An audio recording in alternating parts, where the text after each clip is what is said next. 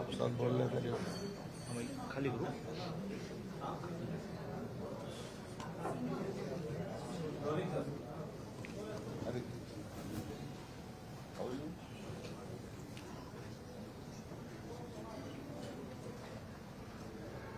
सगळं आलं ना. सुरू करूया. हे आवाज चालू आहे का? नाही रे, बंद आहे. तू बंद ठेवा. हा बस ठीक.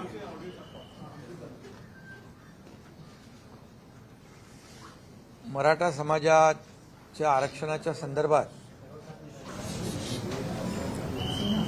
आणि मनोज जरांगे पाटील यांचं उपोषण आणि इतर जे काही आंदोलनं सुरू आहे, या पार्श्वभूमीवर अतिशय महत्त्वाची अशी उपसमितीची बैठक मी देखील आज अटेंड केलेली आहे. आणि या बैठकीमध्ये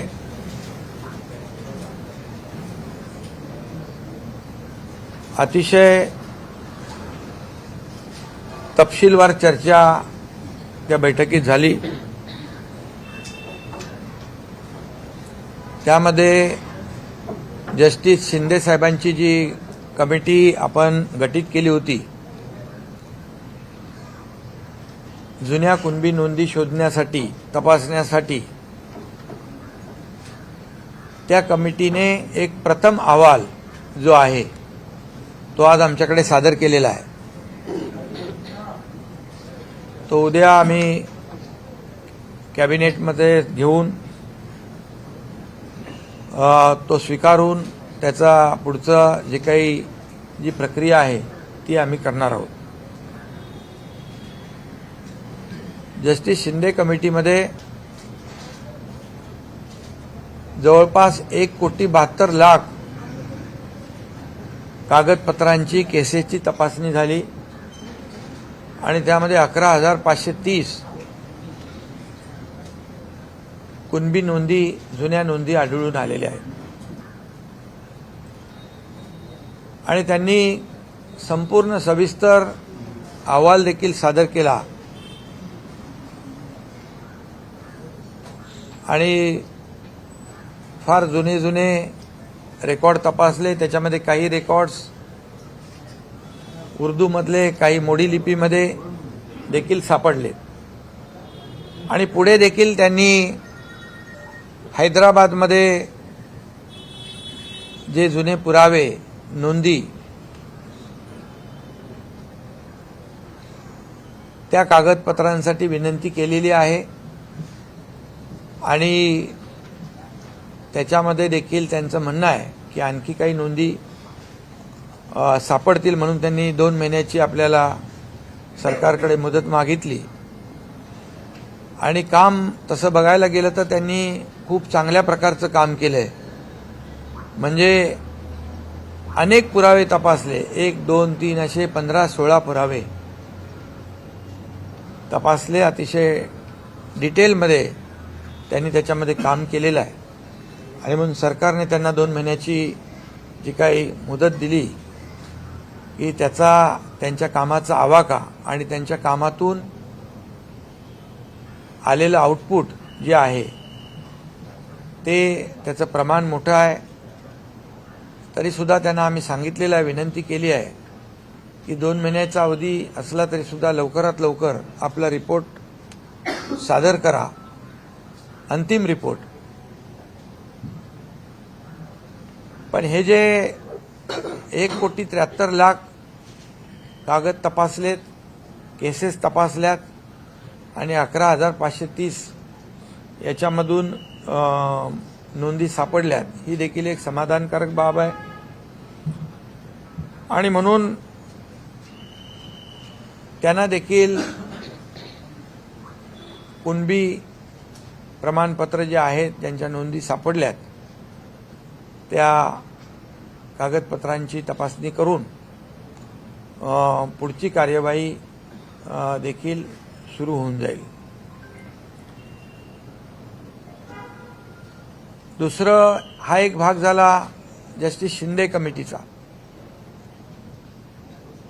आणि दुसरा एक भाग जो आहे जे मराठा आरक्षण, मूळ मराठा आरक्षण जे आहे हे सुप्रीम कोर्टामध्ये जे रद्द झालं त्यावर देखील सरकार काम करतंय आणि क्युरेटिव्ह पिटिशनमध्ये सुप्रीम कोर्टाने ड्यू प्रोसेसमध्ये मॅटर लिस्टिंग करून आम्ही ऐकू अशा प्रकारचं एक विंडो सुदैवाने ओपन झालेला आहे आणि त्यावर देखील काम सरकारचं युद्धपातळीवर सुरू आहे. आज मागासवर्ग आयोगाचे अध्यक्ष निरगुडे साहेब होते, त्यांची कमिटी त्याच्यावर काम करते. त्यांना जी काही लागणारी मदत जी आहे ही पूर्णपणे सरकार उपलब्ध करून देईल आणि रिजन वाईज त्यामध्ये ज्या तज्ज्ञ संस्था आहेत या तज्ज्ञ संस्था त्यामधून त्यांना मदत करतील. पूर्ण मॅनपॉवर, जे जे काय आवश्यक असेल स्टाफ आणि ज्या संस्था विश्वसनीय संस्था आहेत ज्यांनी यापूर्वी देखील काम केलेलं आहे अशा संस्थांच्या माध्यमातून युद्ध पातळीवर ते इम्पिरिकल डेटा जो आहे तो त्याचं एक्सरसाइज आणि गोळा करण्याचं काम होईल आणि मराठा समाज मागास कसा आहे हे सिद्ध करण्यासाठी या क्युरेटिव्ह पिटिशनच्या माध्यमातून आपल्याला ते उपयुक्त ठरेल. कारण त्याच्यामध्ये ऑर्डर करताना सुप्रीम कोर्टाने मागे आपलं आरक्षण रद्द करताना ज्या काही त्रुटी काढलेल्या आहेत त्या त्रुटी दूर करण्यासाठी देखील आज आम्ही जस्टिस निवृत्त न्यायाधीश गायकवाड साहेब, निवृत्त न्यायाधीश भोसले साहेब आणि जस्टिस शिंदे साहेब याची एक ॲडवायझरी बोर्ड म्हणून ती एक आम्ही स्थापन केलं आहे. कारण गायकवाड साहेबांचा पहिला रिपोर्ट त्यांचा होता, दुसरा रिपोर्ट भोसले साहेबांचा होता आणि जस्टिस शिंदे तर आता त्याच्यावर काम करत आहेत. त्यामुळे तो एक आम्ही निर्णय आज घेतलेला आहे. ही कमिटी जी आहे महत्त्वाची 3 जस्टिस निवृत्त न्यायमूर्तींची, ही सरकारला क्युरेटिव्ह पिटिशन आणि टिकणारं मराठा आरक्षण हे देण्यासंदर्भामध्ये मार्गदर्शन करेल आणि मागासवर्ग आयोगाला देखील मदत करेल अशा प्रकारचा निर्णय झाला. एक टास्क फोर्स जो आहे तो देखील सिनियर काउन्सिलचा आपण गठीत केलेला आहे आणि त्यांची देखील बैठक जी मागच्या वेळेस मराठा आरक्षण जे देवेंद्र फडणवीस साहेब मुख्यमंत्री असताना दिलं त्या कमिटीमध्ये दादा आम्ही सगळेच होतो आणि त्यात देखील जे काही तज्ज्ञ आहेत त्या तज्ज्ञांनी मराठा आरक्षण मिळवून देण्यासाठी हायकोर्टमध्ये टिकवण्यासाठी जे काही काम केलं त्यांची देखील बैठक टास्क फोर्सचे जे आपले वकील आहेत किंबहुना आपली जी बाजू सुप्रीम कोर्टामध्ये मांडणारा त्यांची देखील बैठक तातडीने घेण्याचा निर्णय आम्ही घेतलेला आहे. आणि एकंदरीत हा डाटा गोळा करण्यासाठी रिजन वाईज म्हणजे टाटा इन्स्टिट्यूट असेल, गोखले इन्स्टिट्यूट आहे, असे अनेक जे काही नामवंत आहेत, विश्वसनीय संस्था आहेत, त्यांची मदत आम्ही या ठिकाणी घेणार आहोत. आणि ज्यांना या बाबतीमध्ये ज्यांनी मगाशी मी म्हटलं की मागच्या वेळेस जे आरक्षण दिलं आणि हायकोर्टामध्ये त्याला चॅलेंज झालं पण हायकोर्टामध्ये देखील ते टिकवलं आणि त्यामध्ये ज्यांनी सहभाग घेतला, योगदान दिलं त्यांची देखील मदत आम्ही घेतोय. खरं म्हणजे हा मुद्दा फार जुना आहे, 1980 पासूनचा. असा असला तरी सुद्धा या मुद्द्याला मराठा आरक्षणाला खऱ्या अर्थाने चालना दिली ती देवेंद्र फडणवीस साहेब मुख्यमंत्री होते त्यावेळेस दिली आणि त्यावेळेस मराठा समाजाला आरक्षण आपण सरकारने दिलं. हायकोर्टामध्ये त्याला चॅलेंज झालं, ते टिकवण्याचं काम आपल्या सरकारने आणि या सर्व तज्ज्ञ लोकांनी केलं. सुप्रीम कोर्टामध्ये अपील झाल्यानंतर दुर्दैवाने ते आरक्षण रद्द झालं. दुर्दैवानेच म्हणेन मी, कारण त्या ह्याच्यामध्ये त्यावेळेस सुप्रीम कोर्टाने काही त्रुटी आणि ऑब्झर्वेशन नोंदवले. त्यामध्ये त्याला आपण कोर्टाला त्यावेळेस कन्व्हिन्स त्यावेळेचे जे कोणी असतील ते करू शकले नाहीत. दुर्दैवाने मी म्हणेन, आज मी त्याच्यामध्ये राजकारणामध्ये जाऊ इच्छित नाही, परंतु काही गोष्टी ज्या आहेत, काही कागदपत्र त्याला सादर करण्यासाठी देखील अनेक वेळा सुप्रीम कोर्टाच्या तारखा मागितल्या गेल्या. अनेक वेळा काही असंही घडलं की मराठीतलं इंग्लिशमध्ये ट्रान्सलेट करणं हे देखील त्यालाही विलंब झाला, किंबहुना त्याच्यामध्ये देखील त्रुटी राहिल्या. या सगळ्या कारणांमुळे जे सुप्रीम कोर्टाने रद्द केलेलं आरक्षण जे आहे, हे आरक्षण आताच्या क्युरेटिव्ह पिटिशनमध्ये त्याच्या त्रुटी दूर करण्याचं काम आणि मराठा समाज मागास कसा आहे हे सिद्ध करण्याचं काम वार फुटिंगवर, युद्ध पातळीवर आमचं सरकार करेल. आणि टिकणारं, कायद्याच्या चौकटीत बसणारं आरक्षण जे आहे हे देण्यासाठी सरकार कटिबद्ध आहे. सरकारने जबाबदारी घेतलेली आहे. सरकारची जबाबदारी मी जाहीरपणे व्यक्त केलेली आहे. आणि त्यामुळे आणि त्याचबरोबर उद्या मनोज जरांगे पाटील यांचे काही प्रतिनिधी देखील अशी चर्चा आपली उपसमिती आणि आपले अधिकारी देखील करतील. तशा प्रकारची त्यांना देखील विनंती आमचे डिव्हिजनल कमिशनर, कलेक्टर करतील. माझी एवढीच विनंती आहे की 58 मोर्चे गेल्या वेळच्या आरक्षणाच्या वेळे या राज्यामध्ये निघाले. अतिशय शिस्तबद्ध पद्धतीने ते मोर्चे निघाले.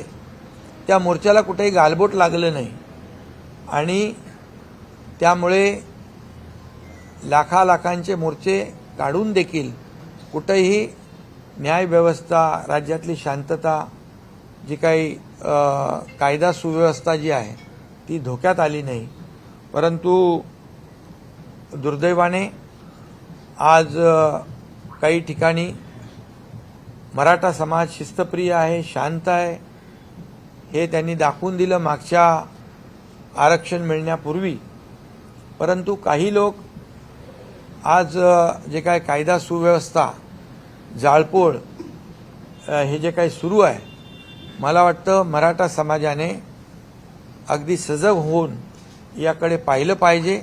कारण हे गालबोट लागल्यामुळे आज कायदा सुव्यवस्था निर्माण झालेली आहे. त्याचबरोबर मराठा समाज जे बांधव आहेत त्यांना देखील माझी विनंती आहे, मी जाहीरपणे देखील विनंती त्यांना केली आहे, तुमच्या माध्यमातून देखील करतो की टोकाचं पाऊल आपण उचलू नका, आत्महत्येसारखं पाऊल उचलू नका. आपल्या मुलाबाळांचं, आईवडिलांच्या परिवाराचा विचार करा, त्यांना वाऱ्यावर सोडू नका. अशा प्रकारची मी त्यांना भावनिक आवाहन देखील या ठिकाणी करू इच्छितो. आणि कारण मराठा आरक्षण देण्यासंदर्भात जे 1980 पासूनचा प्रश्न असताना देण्याची तत्परता मुख्यमंत्री देवेंद्र फडणवीस साहेब जेव्हा होते त्यावेळेस दिलं, हायकोर्टात देखील टिकवलं. दुर्दैवाने सुप्रीम कोर्टामध्ये ते टिकवू शकले नाहीत. ही वस्तुस्थिती आहे, हे कटू सत्य आहे. आम्ही देणारे आहोत आणि प्रामाणिकपणे मराठा समाजाला आरक्षण 2 टप्प्यामध्ये आपण, एक कुणबी जे जस्टिस शिंदेंचं काम, दुसरं क्युरेटिव्ह पिटिशनच्या माध्यमातून सुप्रीम कोर्टाचं काम आम्ही प्रामाणिकपणे करतोय. आम्ही कुठल्याही परिस्थितीमध्ये कुणालाही आम्ही फसवू शकणार नाही, फसवणार नाही, फसवू इच्छित नाही. म्हणून जी मागणी जी आहे ती मागणी देखील कायदेशीर असली पाहिजे, नियमामध्ये बसणारी असली पाहिजे आणि ती टिकणारी असली पाहिजे. नाहीतर आज आम्ही सरकारने निर्णय घ्यायचा आणि उद्या तो फेटाळायचा. समाजाला एक प्रकारे सरकारने फसवलं अशी भावना सरकारमध्ये, जनतेमध्ये, मराठा समाजामध्ये आम्ही जाऊ देणार नाही.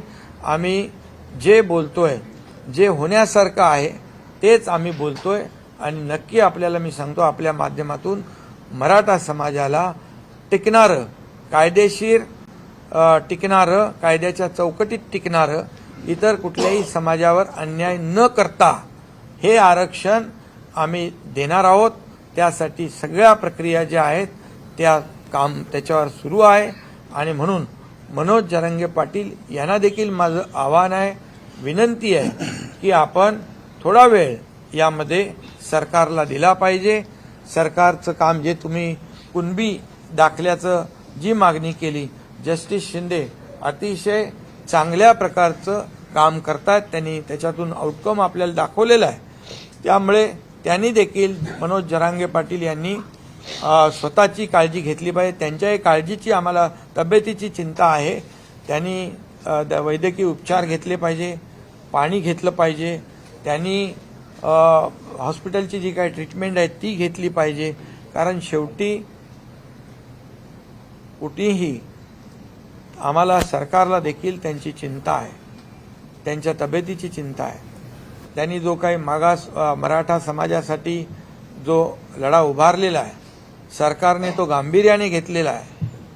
सरकार पूर्णपणे या मराठा समाजाच्या आरक्षणाच्या बाबतीमध्ये अतिशय गंभीर आहे आणि म्हणून आज सर्व लोकांची एक महत्त्वाची बैठक आम्ही या ठिकाणी बोलावलेली आहे आणि त्यामध्ये पूर्णपणे आपल्याला सुदैवाने की 2 मार्गाने आपण या मराठा समाजाला न्याय देण्याचा निर्णय घेतलाय.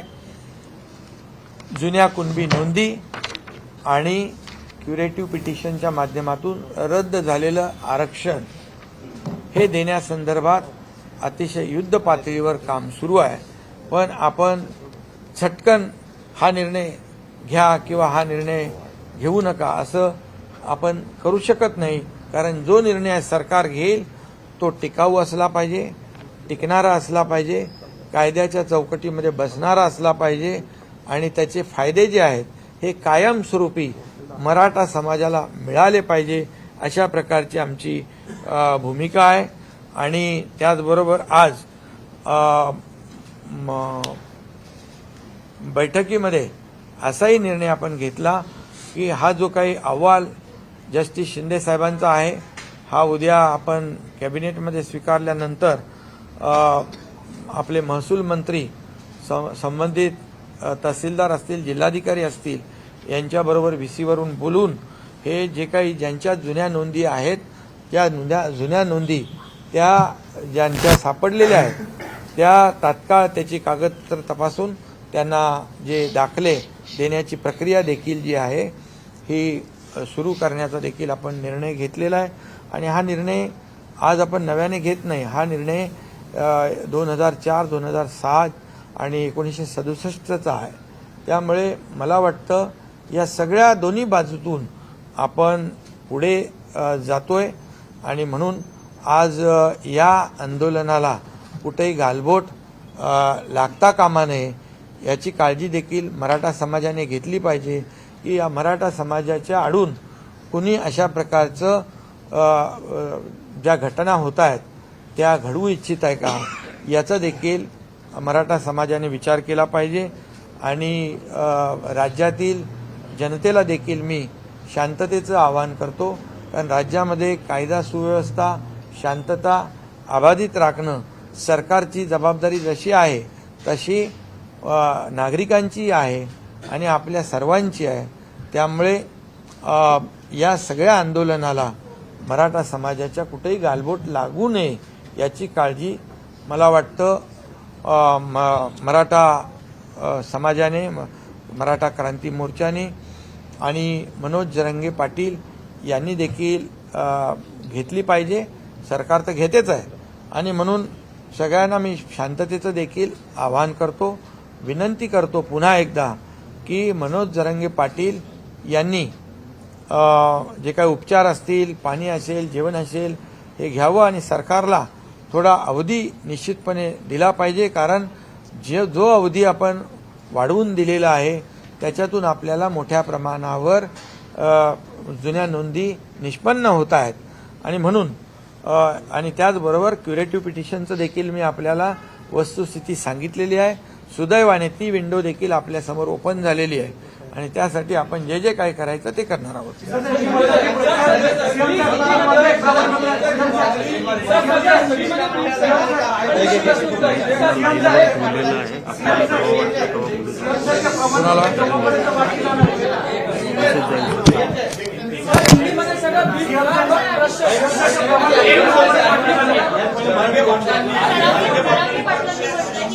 चर्चेसाठी आमच्याकडे यावं, मुख्यमंत्र्यांनी चर्चेसाठी यावं असं त्यांनी आवाहन केलं. नहीं, यहाँ में एक मैं हिंदी में जरा बोल दो. आज की बैठक बहुत ही महत्वपूर्ण रही है. मराठा आरक्षण के बारे में सभी हमारी उप समिति की बैठक थी. उप समिति के सभी मेंबर थे और सभी अधिकारी थे, एजी थे और जो मागास वर्ग आयोग है उसके निरगुड़े जी थे, जस्टिस शिंदे जी थे और सभी लोग आज बड़े पैमाने पर चर्चा हुई है.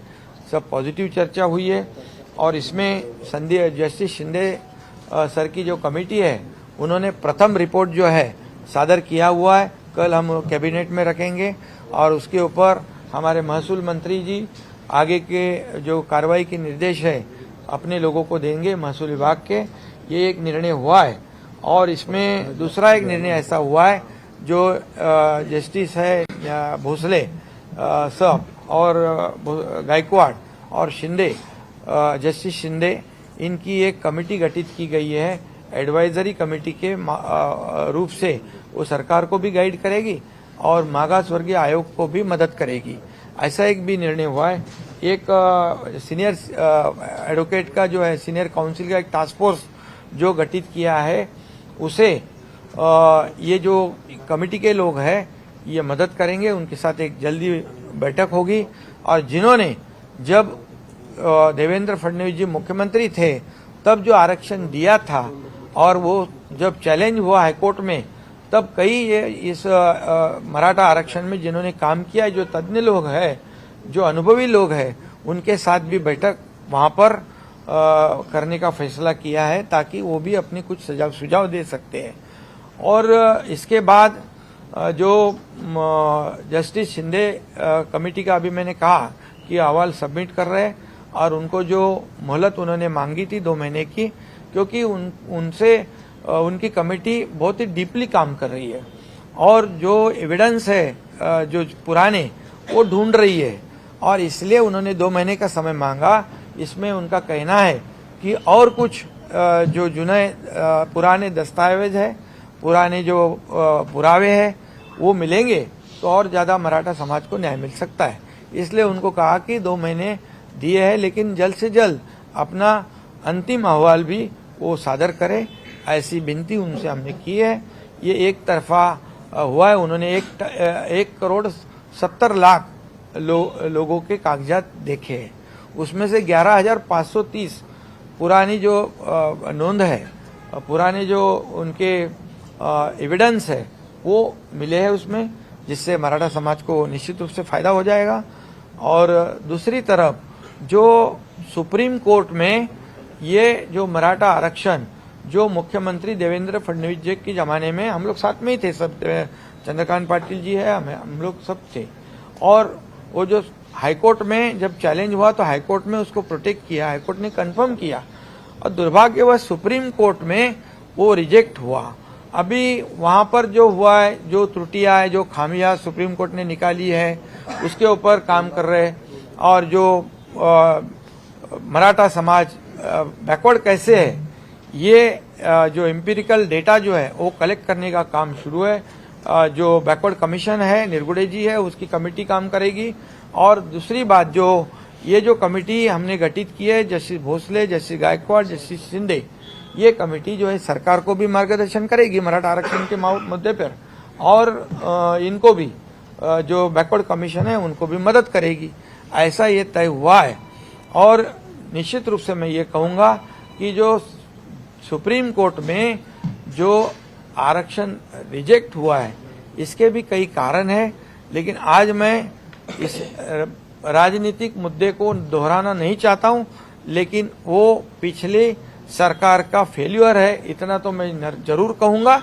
और वहाँ पर जो त्रुटियां खामियां है वो जो है उसको कैसे करेक्ट किया जाए, इसके लिए क्यूरेटिव पिटीशन में जब हमें सुप्रीम कोर्ट मौका देगा तो वो जो एविडेंस है, जो मराठा समाज कैसे सोशली और एजुकेशनली बैकवर्ड है, ये साबित करने का काम हमारी ये तज्ञ जो सीनियर काउंसिल है और ये बाकी लोग जो हैं अभी जो मैंने नाम लिए हैं वो मदद करेगी। और मैं इतना विश्वास के साथ कह रहा हूँ, दावे के साथ कह रहा हूँ कि जो मराठा आरक्षण जो है समाज को देना है वो नियम के अनुसार जो टिकने वाला, जो कानून के दायरे में बैठने वाला ये आरक्षण देना, ये सरकार इसके लिए कटिबद्ध है, ये हमारी जिम्मेदारी है, उसके ऊपर हम काम कर रहे हैं। ये मैंने पहले भी कहा है और आज भी कह रहा हूँ सरकार के माध्यम से कि सरकार पूरी तरह इस मराठा समाज को आरक्षण देने में पूरी तरह गंभीरता से काम कर रही है। इसलिए मेरा अनुरोध है, जो मनोज जरांगे पाटिल और उनकी जो टीम है उससे भी अनुरोध है कि हमें भी उनके तबीयत की, उनके आरोग्य की चिंता है। उन्होंने ये जो अनशन है इसे हमें सरकार को थोड़ा समय देना चाहिए। सरकार को अगर समय देते हैं तो निश्चित रूप से इसमें से बहुत ही बड़ा एक निर्णय लोगों को मिल सकता है, ऐसी उम्मीद हमने रखी है। और आज राज्य में जो लॉ एंड ऑर्डर की सिचुएशन, जो दुर्दैवी घटनाएं घट रही है, इसे भी रोकने की आवश्यकता है।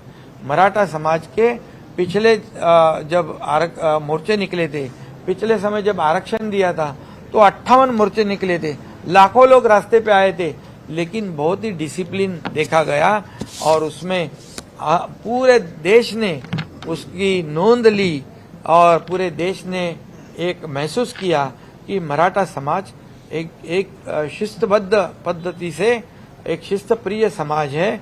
ये लॉ एंड ऑर्डर को भी बनाए रखने में बहुत ही मदद करने वाला है, ऐसा अनुभव है। और इसलिए अभी जो कुछ घटनाएं हो रही है इसका भी विचार मराठा समाज के लोगों ने करना चाहिए, क्योंकि ये इसके वजह से आंदोलन को क्या कहते हैं, एक दूसरी दिशा में ये आंदोलन जा रहा है। इसलिए मैं इतना ही कहूँगा कि ये सभी लोगों ने सोचने की आवश्यकता है।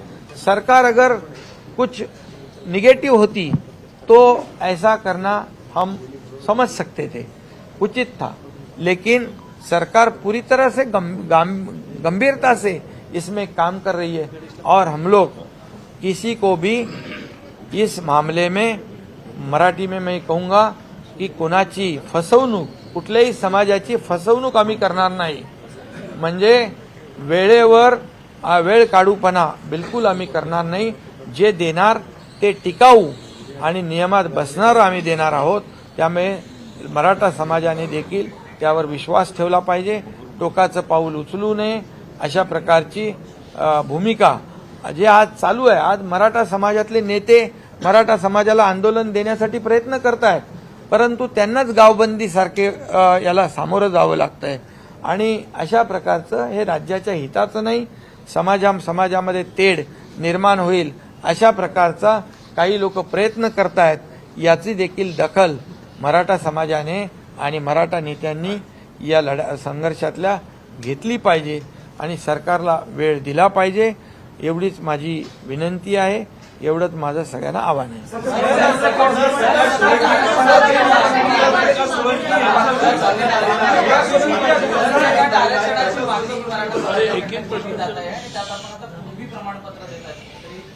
नाही, हे बघा, ज्यांना हे कुणबी प्रमाणपत्र देण्याचं ज्यांच्या जुन्या नोंदी आहेत हे 67 पासून सुरू आहे।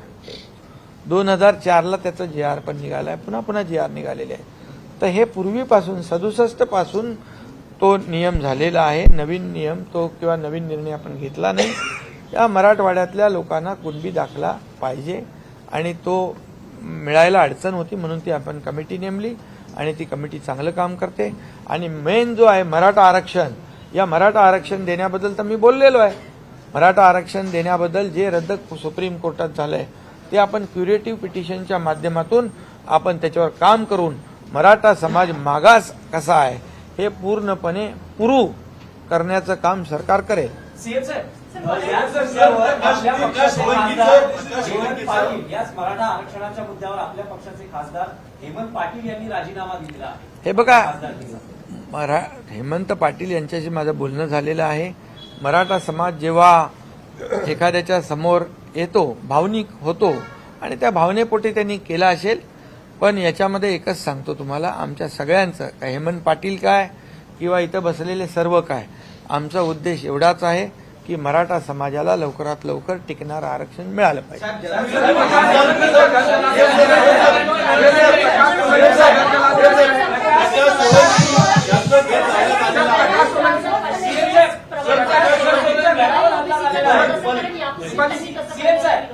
हे बघा, हा कुणबी प्रमाणपत्र देण्याचा निर्णय आत्ता आपण घेतलेला नाही. हा 1967 पासून आहे. त्या मिळण्यामध्ये ज्या अडचणी होत्या त्या दूर करण्यासाठी जस्टिस शिंदे कमिटी आपण नेमली आणि त्याचाच कार्यभार सुरू आहे. सीएम साहेब, आतापर्यंत निजाम शेठ होते म्हणून त्यांना उशिरा मारलं. हा, आणि ते सीएम साहेब, मराठवाडा माहित आहे, निजामशाही होती तिकडे आणि त्यामुळे त्या पुरा 1535 मराठवाड्याचे मराठवाड्याचे प्रकाश सोळंके यांच्या घरावर हल्ला झालेला आहे. गाड्यांची जाळपोळ त्यांच्या घराच्या आवारात नाही. म्हणून मी एवढंच सांगतो की हे आंदोलन भरकटत चाललेलं आहे, दुसऱ्या दिशेला चाललेलं आहे. याचा विचार मनोज जरांगे पाटील, त्यांची टीम आणि सकल मराठा समाजाने घेणं गरजेचं आहे. या आंदोलनामध्ये किंबहुना या मराठा समाजाला आरक्षण मिळवून देण्याच्या ज्या प्रक्रियेमध्ये जे नेते आहेत त्यांनाही देखील विचार करण्याची वेळ आहे की हे आंदोलन जे हिंसक का होत आहे, कारण याच्या मागे कोण आहे आणि हे आत्महत्येचं प्रमाण, आत्महत्या का होत आहेत याच्या मागे कोण आहे याचा विचार मराठा समाजातल्या नेत्यांनी केला पाहिजे. आणि अशा प्रकारची गावबंदी, जे नेते या मराठा समाजाला आरक्षण मिळालं पाहिजे अशा भावनेतून काम करतायत, त्यांनाच जर आपण गावबंदी करू लागलो, आपापसामध्ये जर याच्यामध्ये मतभेद होऊ लागले, आपापसात संघर्ष होऊ लागला तर याला गालबोट लागेल. आणि मराठा समाजाची जी सहानुभूती आहे, मराठा समाजाबद्दल जे एक शिस्तीचं, एक जगाने देशाने सगळं पाहिलेलं आहे, त्याला गालबोट लागेल. आणि जी सहानुभूती आज मराठा समाजाच्या पाठीशी आहे, अशा प्रकारामुळे लोकांच्या मनामध्ये एक वेगळा म्हणजे त्याच्यामध्ये निर्णय म्हणजे एक सहानुभूती देखील कमी होऊ शकते. आणि म्हणून या मराठा समाजाचे जे मोर्चे निघाले, जी आंदोलनं झाली आतापर्यंत शांततेने झालेली आहेत, आता याला गालबोट लावण्याचं काम हे कोण करतंय याचा विचार देखील आंदोलनकर्त्यांनी केला पाहिजे.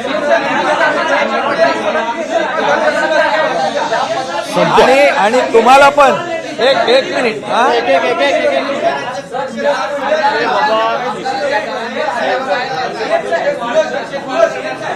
काय करणार ऐका, एक पहिली गोष्ट तुम्हालाही सांगतो, मी मीडियालाही सांगतो, मी सगळ्या, तुम्ही लोकशाहीचा चौथा स्तंभ मानता ना स्वतःला, लोकशाहीचे चौथे स्तंभ आहात तुम्ही.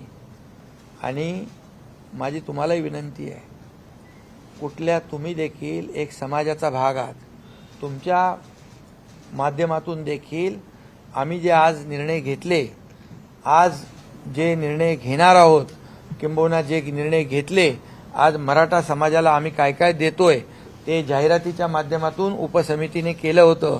काय किती आपण त्यांना मराठा समाजाला आरक्षण मिळेपर्यंत जे आपण दिलेलं आहे, तुम्हाला मी सांगतो, आम्ही देण्याची भूमिका आमची प्रामाणिक आहे. मी मुख्यमंत्री झाल्यानंतर जवळपास 4000 लोकांना, अधिसंख्य पदांच्या लोकांना जे सुप्रीम कोर्टाने आरक्षण रद्द केल्यानंतर मधल्या ज्या पिरियडमध्ये ज्यांच्या सिलेक्शन झालं होतं, अपॉइंटमेंट मिळाली नव्हती, त्यांना नोकऱ्या देण्याचं धाडस या एकनाथ शिंदेने केलं. तेव्हा सगळे घाबरत होते, असं होईल तसं होईल, पण ते आज नोकऱ्या करतायत. त्याचबरोबर सारथी, बार्टी, अण्णासाहेब पाटील आर्थिक विकास महामंडळ या माध्यमातून देखील आज जवळपास 67,000 तरुणांना अण्णासाहेब पाटील आर्थिक विकास महामंडळाच्या माध्यमातून 5,800 कोटीचं कर्ज वाटप झालंय. त्याचं व्याज आम्ही सरकार भरतोय आणि त्याच्यामध्ये देखील आम्ही आज ठरवलं की बँकेचं लोन सुटसुटीतपणे मिळालं पाहिजे, सुलभतेने मिळालं पाहिजे आणि त्याला जो मराठा तरुण आहे त्याला उद्योग करण्यासाठी योग्य मार्गदर्शन मिळालं पाहिजे. अशा तज्ज्ञ लोकांची देखील त्या कमिटीमध्ये आम्ही नियुक्ती करतोय. सारथीला देखील, सारथीमध्ये देखील IAS, IPS, MPSC खूप मोठ्या प्रमाणावर मुलं त्याचा फायदा घेत आहेत. आणखी त्याच्यामध्ये जॉब ओरिएंटेड कोर्सेस देखील आम्ही त्याच्यामध्ये टाकलेले आहेत आणि त्याची संख्या जी आहे ती संख्या देखील समान सगळ्यांना केलेली आहे. आणि त्याचबरोबर आम्ही हॉस्टेलचं भाडं देखील आपण वाढवलं ना, 6,000 पर मंथ, 6,000 पर मंथ, 10 महिन्याचे 60,000. 10 महिन्याचे 60,000 तेही वाढ केले. म्हणजे ज्या माध्यमातून मराठा समाजाला, इतर समाजाला, ओबीसीला ज्या सवलती मिळत आहेत त्या सवलती मिळाल्या पाहिजे यावर देखील कटाक्षाने आमचं सरकार काम करतंय. त्याच्यामध्ये कुठेही निधी कमी पडणार नाही आणि त्याच्यात आणखी जे काही अधिकच त्यांनी सजेशन द्यावं आंदोलनकर्त्यांनी, त्याचा देखील आम्ही विचार करून त्याचा अंतर्भाव करू. म्हणजे मराठा समाजाला आरक्षण मिळेपर्यंत हक्काचं हे देखील आम्ही त्याच्यावर देखील प्रभावीपणे अंमलबजावणी करतोय. जे फायदे जे आहेत त्याच्यात आणखी काही करता येईल तेही आम्ही करू. पण तुम्हाला देखील माझी विनंती आहे की समाजामध्ये काही अशा घटना घडतात त्याला आपण देखील माध्यमाच्या माध्यमातून किती वेळा प्रसिद्धी द्यायची. शेवटी राज्यामध्ये शांतता, सुव्यवस्था राखण्याची जबाबदारी सरकारची जशी आहे, नागरिकांची जशी आहे, तशी तुमच्या मीडियाची पण आहे. तुमच्या मीडियानी पण याची दखल घेतली पाहिजे. तुम्ही ज्या माध्यमातून लोक शांततेचा मार्ग स्वीकारतील अशा प्रकारच्या देखील बातम्या तुम्ही आणि ही वस्तुस्थिती तुम्ही लोकांसमोर मांडली पाहिजे. आम्ही खोटं बोलणार नाही, खोटं काम करणार नाही, लोकांना बिलकुल फसवणार नाही. जे आम्ही करू ते एकदम फुलप्रूफ करू, टिकणारं करू आणि कायद्याच्या चौकटीमध्ये बसणारं करू हा विश्वास आम्हाला आहे. आणि या विश्वासाच्या जोरावरच आम्ही जाहीरपणे सांगितलेलं आहे आणि सरकार पूर्णपणे आज या मराठा समाजाच्या आरक्षण देण्याच्या पाठीशी आहे. काही इतर समाजाला कुठलाही धग न लागता, इतर समाजावर अन्याय न करता हे शक्य आहे आणि म्हणून ते आम्ही बोलतोय. त्यामुळे तुम्ही देखील मी बोललो त्याचा अर्थ वेगळा काढू नका, परंतु या राज्यात शांतता सुव्यवस्था राखेल.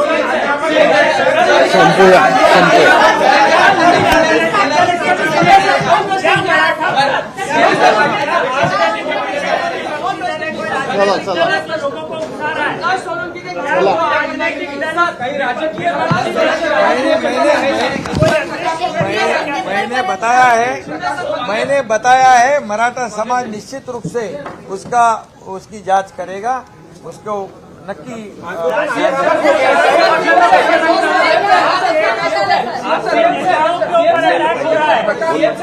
विपक्षी दल की साजिश है.